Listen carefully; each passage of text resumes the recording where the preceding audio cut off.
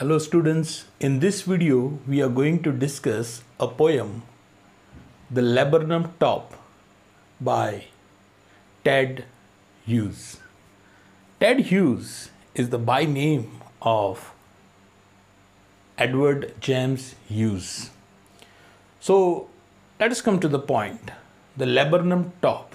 Here the poet personifies the laburnum tree by mentioning it or defining it or introducing it as a motionless and soundless laburnum tree by the first line. We will come to the details later on. Let us first, so I say that the poet has personified the laburnum tree, okay, and the title reads The Laburnum Top. What laburnum is? In Hindi, it is called amaltash. Laburnum is a short tree with hanging branches, yellow flowers, and poisonous seeds. Now, in this poem, what happens? A laburnum tree is silent and still, and as soon as goldfinch, a small bird with yellow feathers on its wings. Okay, so when the goldfinch enters, sits on one of its branch, suddenly the scene changes. Okay, and then after, when again it flies away from the laburnum tree, again the starting scene once again comes there.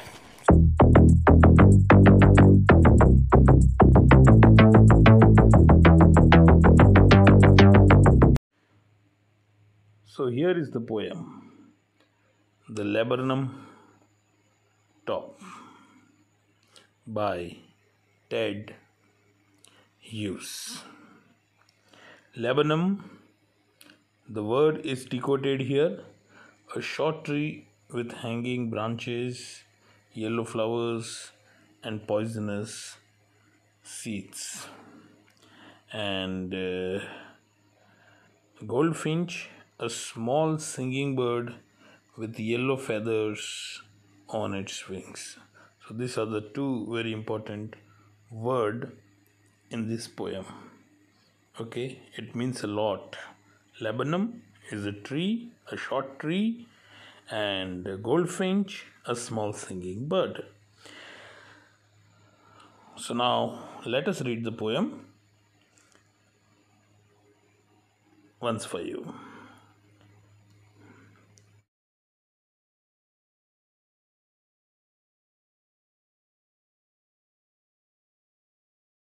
The laburnum top. The laburnum top is silent, quite still. In the afternoon, yellow September sunlight. A few leaves yellowing, all its seeds fallen. Till the goldfinch comes with a twitching chirrup, a suddenness, a startlement at a branch end.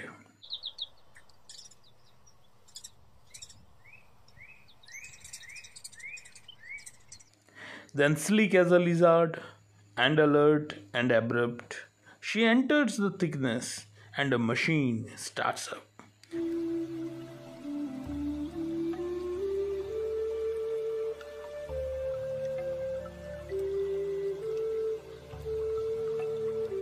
Of chitterings and a tremor of wings and trillings. The whole tree trembles and thrills. It is the engine of her family. She stokes it full, then flirts out to a branch end, showing her bad face, identity mask. Then, with eerie delicate whistle chirrup whisperings, she launches away towards the infinite.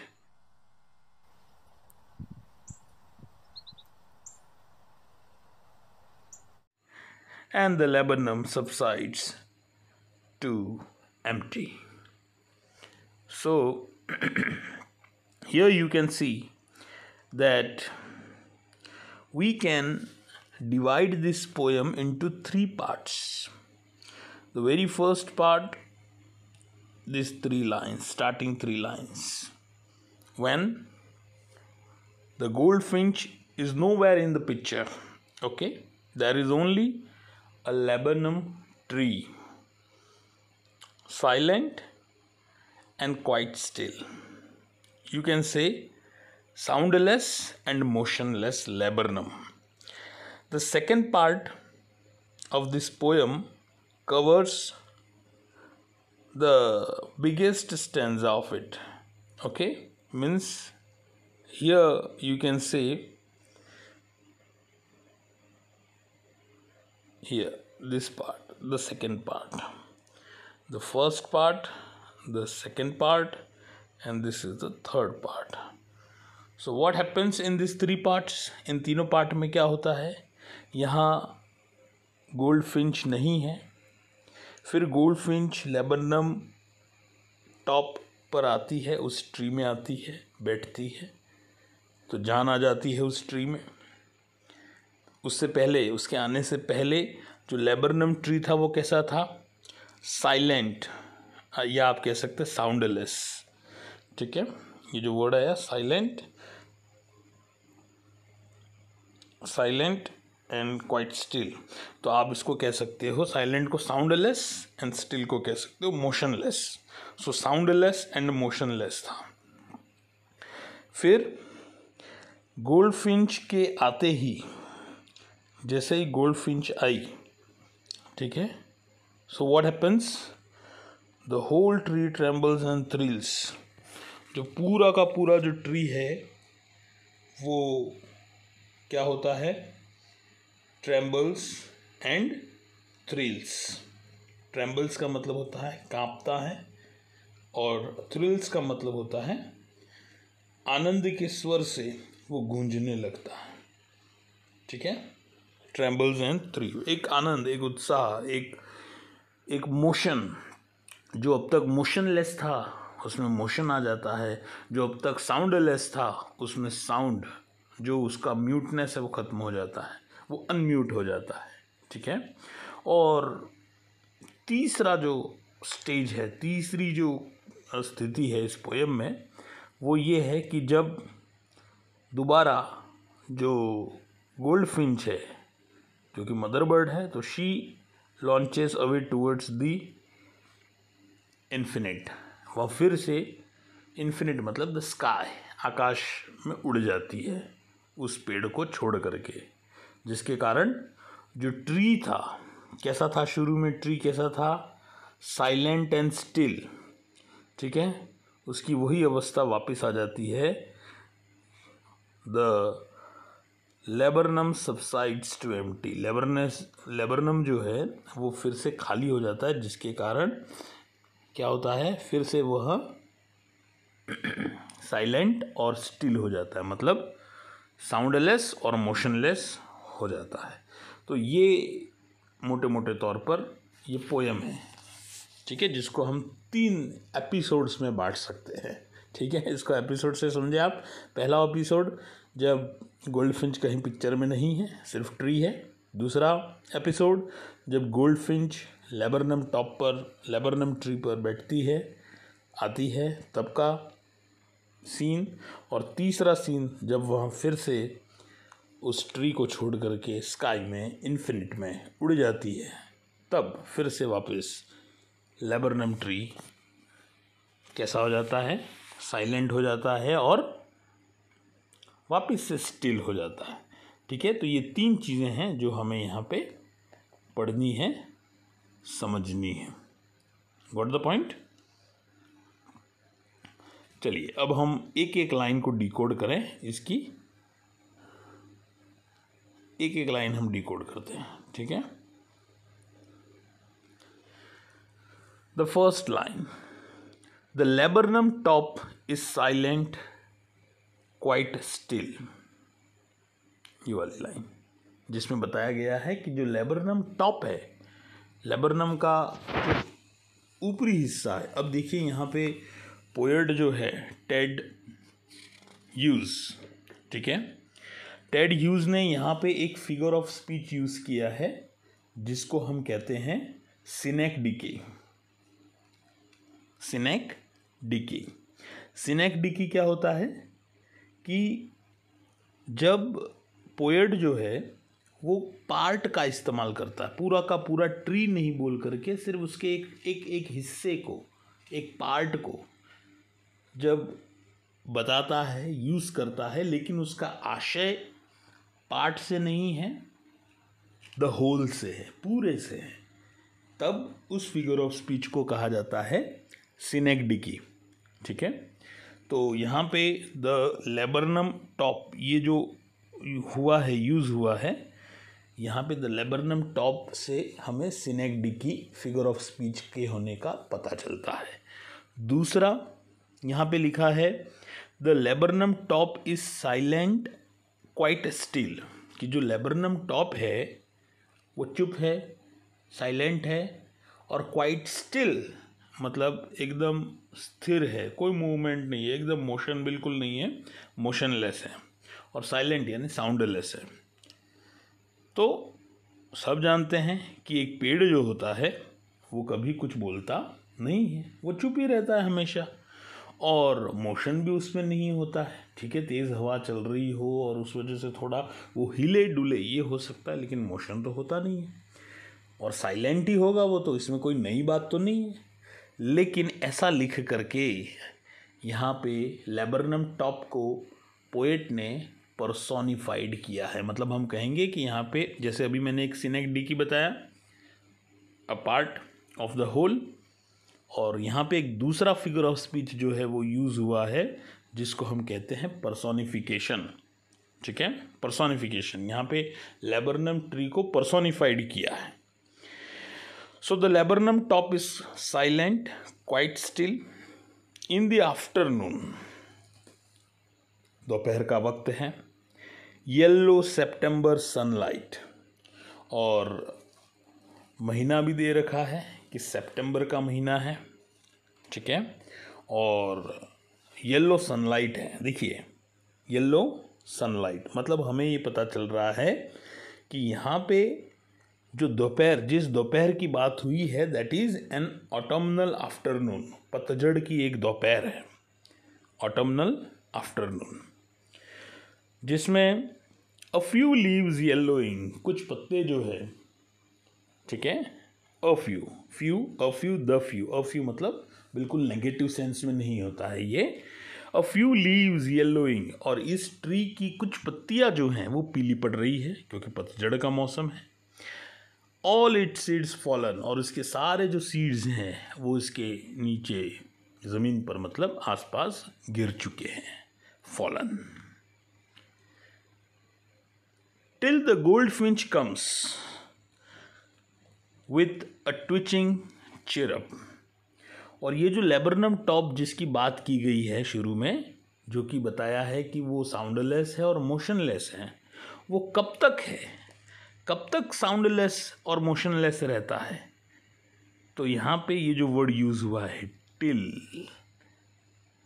मतलब तब तक, till यानी तब तक, ठीक है, तब तक ये साइलेंट और क्वाइट स्टिल रहता है जब तक द गोल्डफिंच कम्स, गोल्डफिंच जो बर्ड है, अ स्मॉल सिंगिंग बर्ड, वह नहीं आ जाती। विथ अ ट्विचिंग चिरअप, ट्विचिंग का मतलब होता है झटकेदार, ठीक है, उसका चिरअप, उसका साउंड, चहचहाहट, ठीक है।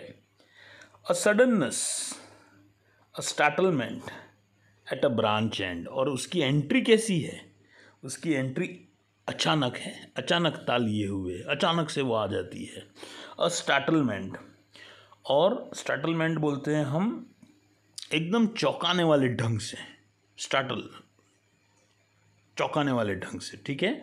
और कहाँ होती है, एट अ ब्रांच एंड, उसकी शाखा के एक सिरे पर। Then sleek as a lizard, और उसके बाद क्या होता है, sleek as a lizard, sleek का मतलब होता है बहुत ही सफाई एवं कुशलता के साथ, स्लीक एज ए लिजार्ड। और किसकी तरह स्लीक, स्लीक किसकी तरह, एज ए लिजार्ड। ठीक है, यहाँ पे देखिए आप, स्लीक एज ए लिजार्ड मतलब यहाँ पे हम कहेंगे कि इसकी तुलना की गई है, इस बर्ड की, गोल्ड फिंच की लिजार्ड से, एक छिपकली से जो है वो तुलना की गई है। ठीक है ना। स्लीक का मतलब क्या होता है, स्लीक का मतलब होता है एकदम सफाई एवं कुशलता के साथ में। जिस तरीके से जो छिपकली होती है वो बड़ी हमेशा सफाई के साथ में और कुशलता के साथ में वो जहाँ पे भी होती है उसको पकड़ना इतना आसान नहीं होता है। ठीक है, तो यहाँ पे ये जो गोल्ड फिंच है वो भी बड़ी सावधान है। ठीक है, अलर्ट है, आगे लिखा है, एंड एब्रप्ट। तो स्लीक एज ए लिजार्ड जब लिखा है तब हम कहते हैं कि यहाँ पे जब एज या लाइक या इस तरीके से शब्दों का, वर्ड्स का यूज़ करके जब कंपैरिजन किया जाता है तो इस फिगर ऑफ स्पीच को कहते हैं हम सिमिली। तो यहाँ पे हम कहेंगे कि इस जगह पर सिमिली का यूज़ हुआ है। तो देखिए अब तक मैंने 3 फिगर ऑफ स्पीच की बात कही है। ठीक है, सबसे पहले मैंने क्या कहा, द लेबरनम टॉप, क्योंकि यहाँ पे मैंने बताया था सिनेगडिकी का यूज़ हुआ है। ठीक है, सिनेगडिकी क्यों, क्योंकि a part of the whole का यहाँ पे आशय है, इसीलिए। दूसरा मैंने बताया कि the laburnum top is silent, अब वो साइलेंट ही होता है तो यहाँ पे हम कहेंगे कि पर्सोनिफिकेशन का यूज़ हुआ है। ठीक है, और यहाँ पे स्लीक एज ए लिजार्ड, यहाँ पे हम कहेंगे सिमिली का यूज़ हुआ है। और आगे क्या लिखा है, then sleek as a lizard and alert and abrupt. देखिए यहाँ पे एंड बार बार यूज़ हो रहा है। ठीक है, इसमें हमें एक और फिगर ऑफ स्पीच जो है वो देखने को मिलेगा जिसको कहा जाता है पॉलीसिंडेटॉन। पॉलीसिंडेटॉन किसे कहते हैं कि जब हम किसी भी कोऑर्डिनेटिंग कंजक्शन का रिपीटेड यूज़ करते हैं, कंजक्शन का यूज़ क्यों किया जाता है कि एक सेंटेंस, 2 सेंटेंसेस को जोड़ने के लिए। ठीक है, तो पोएम के जो डिफरेंट आइटम्स हैं उनको कनेक्ट करने के लिए जब हम कोऑर्डिनेटिंग कंजक्शंस का रिपीटेड यूज़ करते हैं तब हम कहते हैं कि यहाँ पे जो फिगर ऑफ स्पीच यूज़ हुआ है उसको पॉलीसिंडेटॉन कहा जाता है। इससे क्या होता है, जो रिदम है पोएम का उसको हम स्लो डाउन कर सकते हैं, मतलब slowing down the rhythm by using many conjunction, हम जो है वो यहाँ पे हम कहेंगे कि पॉलीसिंडेटॉन का यूज़ हुआ है। ठीक है, then sleek as a lizard and alert and abrupt, मतलब बिल्कुल छिपकली की तरह ही, बिल्कुल मतलब बहुत ही क्या बोलेंगे इसको, स्लीक का मतलब मैंने बताया सफाई एवं कुशलता के साथ, और बहुत ही अलर्ट, सावधानी के साथ, एंड अब्रप्ट बोलते हैं एकदम से अचानक होने वाला। ठीक है, मतलब वो बिल्कुल शी इज़ अलर्ट कि कोई डेंजर तो नहीं है, कोई ख़तरा तो नहीं है। अब बिल्कुल वहाँ ब्रांच के ऊपर बैठ करके वो पहले चारों तरफ देख रही है कि सब कुछ ठीक तो है, और जब वो पाती है कि सब कुछ ठीक है तो शी एंटर्स द थिकनेस, वहाँ प्रवेश करती है। जो शाखाएं हैं, शाखाओं का जो घना झुरमुट है उस वृक्ष का, लेबरनम का, उसमें वह प्रवेश करती है। And a machine starts up, और मशीन शुरू हो जाता है। अब यहाँ पे मशीन से क्या मतलब है, उसका घोंसला है, उसके जो यंग वंस हैं वो है, और वो अपनी मदर को देख करके जो है वो चिटरिंग्स शुरू कर देते हैं, पंखों को फड़फड़ाना शुरू कर देते हैं। ठीक है, और स्वर कंपन जो है वो उनका शुरू हो जाता है। तो इसी को पोएट ने लिखा है, अ मशीन स्टार्ट्स अप। ठीक है, मतलब उनकी उस चिटरिंग का मतलब चहचहाहट का जो फड़फड़ाहट है पंखों की और जो स्वर कंपन है, इन सब को टुगेदर जैसे मशीन शुरू होती है ने आवाज़ आती है, उससे इसकी तुलना की गई है। ठीक है ना। तो यहाँ पे हम कहेंगे कि मेटाफोरिकली यहाँ ये लिखा हुआ है, मेटाफर का यूज़ हुआ है। Machine starts up of चिटरिंग्स and tremor of wings and trillings. चिटरिंग्स बोलते हैं चहचहाहट, ट्रेमर ऑफ विंग्स मतलब पंखों की उनकी फड़फड़ाहट, एंड ट्रिलिंग्स बोलते हैं उनके स्वर कंपन को। अपनी मदर को देख करके बहुत ज़्यादा वो सारे चूज़े एक्साइटेड हो जाते हैं। The whole tree trembles and thrills, और इस कारण से जो पूरा का पूरा ट्री है, लेबरनम है, वो ट्रेम्बल्स मतलब कांपता है, एंड थ्रिल्स का मतलब होता है आनंद के स्वर से जो है वो गुंजन करने लगता है। मतलब जो अब तक उसके आने से पहले, गोल्डफिंच के आने से पहले जो चुप था, साइलेंट था, साउंडलेस था, उसमें साउंड आ जाता है। ठीक है, ऐसा इसका मतलब है। The whole tree trembles and thrills, तो यहाँ पे ये ट्रेम्बल्स एंड थ्रिल्स आया है, जिसका मतलब है कि पूरा का पूरा जो ट्री है वो कांपने लगता है और आनंद के स्वर से जो है वो गूंजने लगता है। और हो भी क्यों ना, आगे लिखा है it is the engine of her family. वो जो मदर गोल्डफिंच है, ठीक है, माँ जो है, वह उसके परिवार की इंजन है। तो निश्चित रूप से वो आनंद, यहाँ पे भी देखिए इसकी तुलना की गई, इट इज़ द इंजन।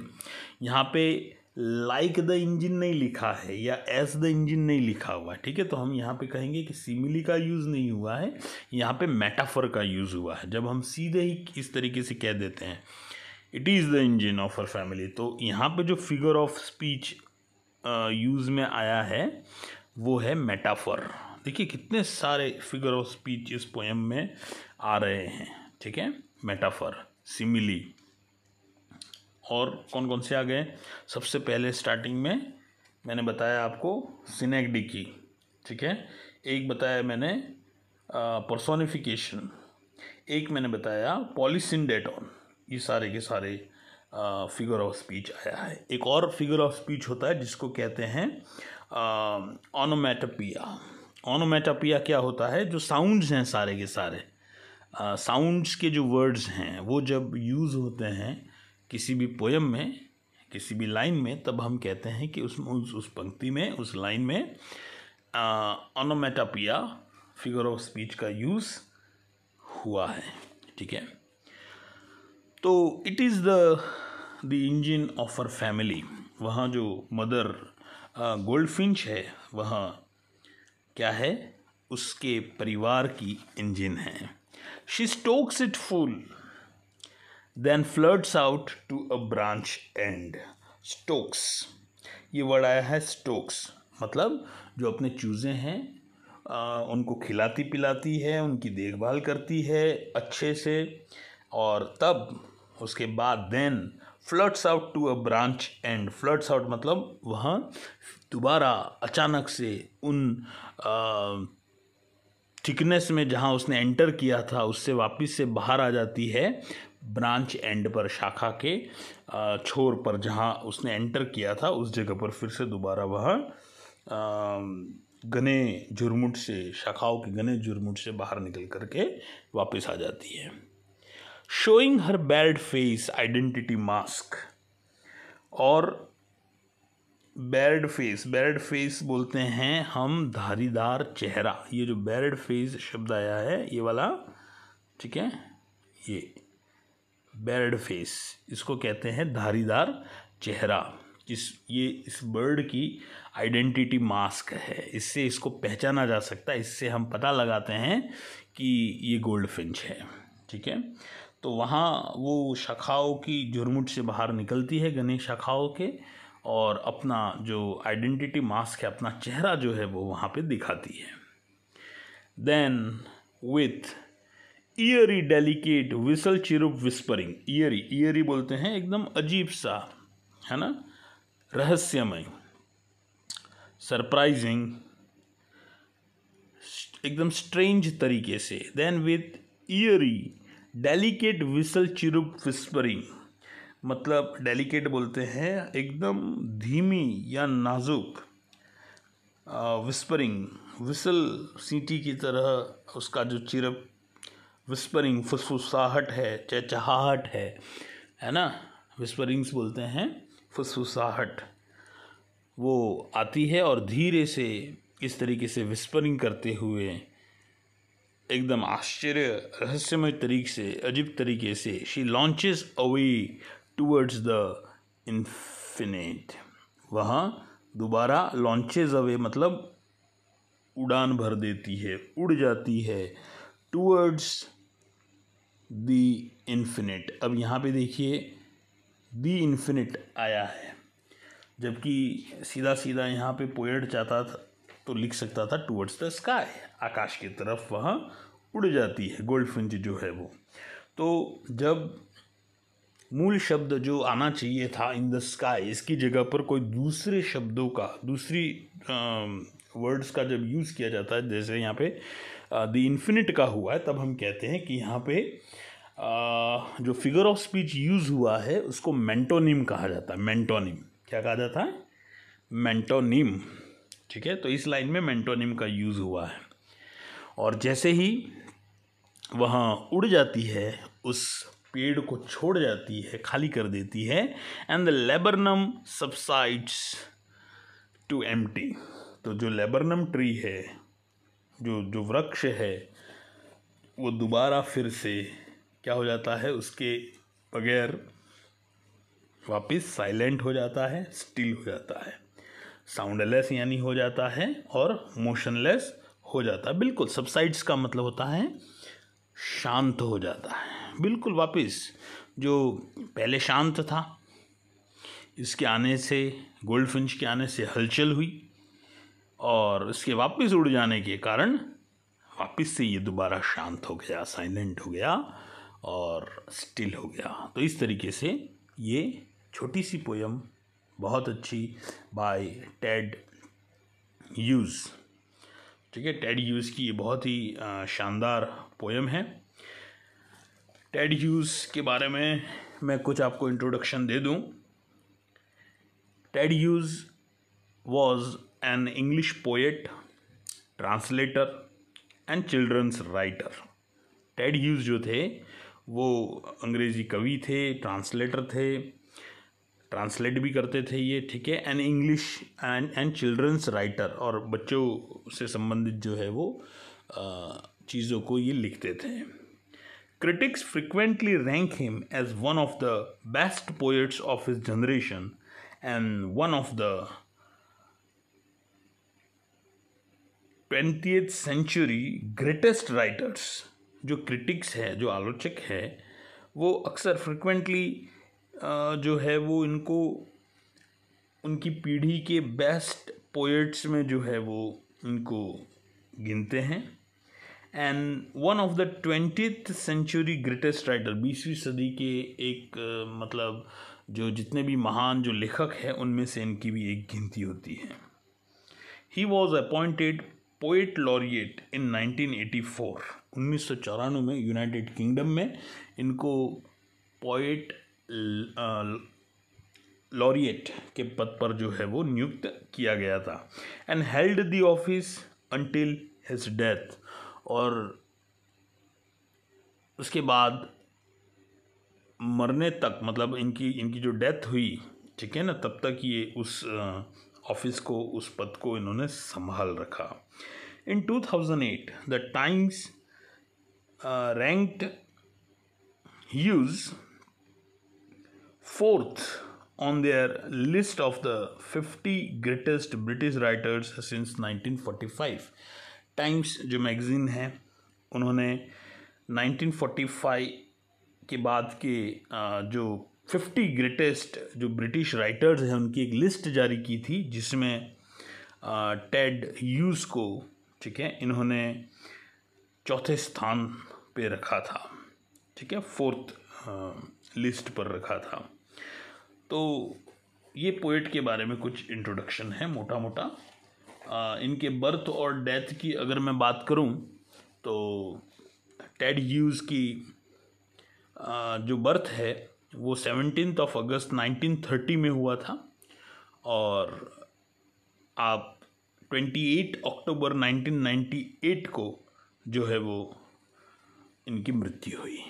ठीक है, तो ये एक मोटा मोटा परिचय है। मैं आपको बता दूं कि जो नाम यहाँ लिखा हुआ है, दिया हुआ है टेड ह्यूज, टेड ह्यूज एक बाई नेम है। ठीक है, मतलब इनका पॉपुलर नेम है, जो इनका नाम जो यूज़ होता है वो वाला है, बाई नेम बोलते हैं उसको। इनका जो ओरिजिनल नाम है वो है एडवर्ड जेम्स ह्यूज।